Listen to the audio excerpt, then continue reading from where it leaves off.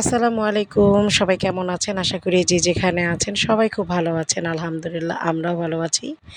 আমরা মাঝে, মাঝে কী করি অনেক সময় কারো উপর রাগ হয়ে গেলে অনেক বকাঝকা করি, অনেক রাগ দেখাই, অনেক অভিমান করি এবং তাদের সাথে সম্পর্ক ছিন্ন করার জন্য একদম চেঁচিয়ে অনেক কিছু বলে ফেলি।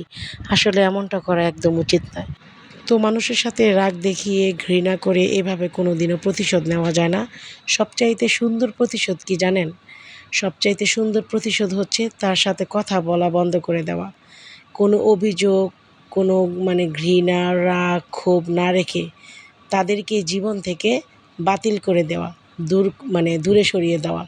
তাদের কাছ থেকেও আপনার দূরে চলে যাওয়াই সবচাইতে উত্তম, সবচাইতে বেটার। তো এইভাবে রাগারাগি, বকাঝকা না করে, ঘৃণা না করে এই জিনিসটাই সবচাইতে উত্তম আমার মনে হয়।